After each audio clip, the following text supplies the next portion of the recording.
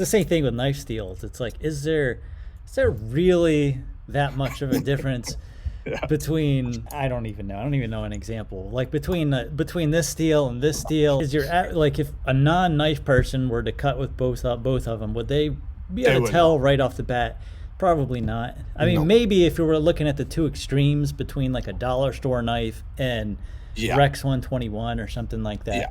Well, I know, I did notice a huge difference when I was doing construction. I would go and I would buy just like cheap Smith & Wesson knives for $15. Yeah. Well, then eventually I wound up getting a good Kershaw. Yeah. And I believe it was in 14C28N. This was years ago. And that was the first time I had gotten, you know, a really good quality steel.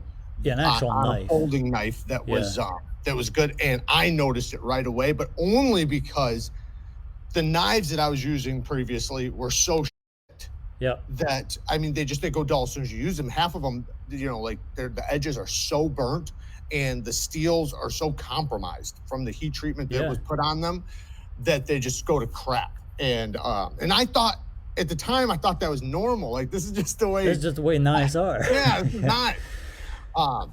But yeah, I think it's just well known. Geometry is obviously the most important part, right? Geometry, then it would go to the steel and heat treatment. So I definitely like the good steels because I like geometry so much. So because I want the steels to be able to hold and do well at thin geometry. And I like to put like low edge angles on my knives and have them get really sharp. And some steels just do so much better than others.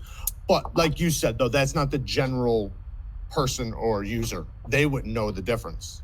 No, I mean, I think like you said, if you go from like a $5 gas station knife to a $50 knife, I think there's a difference there. But then I think there's a less of a difference going from like a $50 or $60 knife to, you know, maybe one that is, you know, higher end.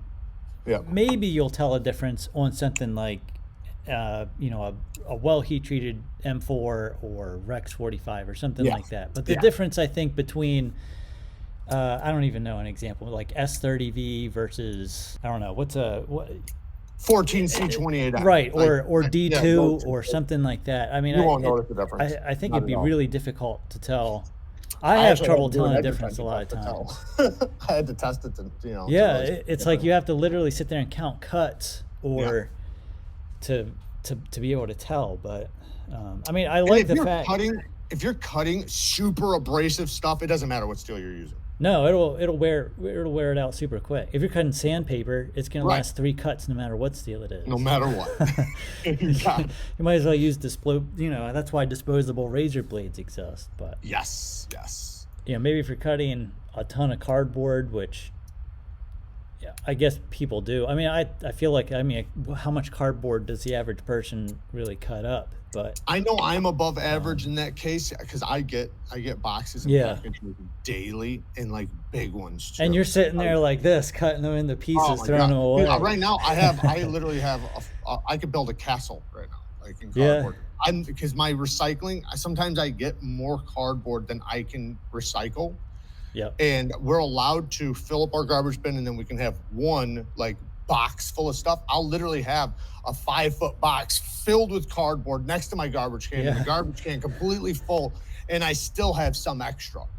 So I try to cut it up and get it, you know. So I do a lot of cardboard cutting, but that's not going to be the average person. Yeah, not unless you work at a factory or something like that. Because when I worked at a distillery, we had that where I had to break down the boxes because our dumpster would only take so much, you know. So in order for us to get rid of the cardboard, we had to cut it up. Yeah. This was a short excerpt from a 2.5-hour long discussion me and Jerad from Neves Knives did a couple of months ago. The whole thing is currently a members only upload, but I will be making at least the first part, which is about an hour long, public in the near future, as well as making shorter videos on specific topics like this one from our discussion to help make the discussion a little bit easier to navigate. Thank you guys for watching. This was a very fun conversation that I had with Jerad, and I really appreciate him taking the time out of his day to do this video. Be sure to check out Jarad's channel, linked below.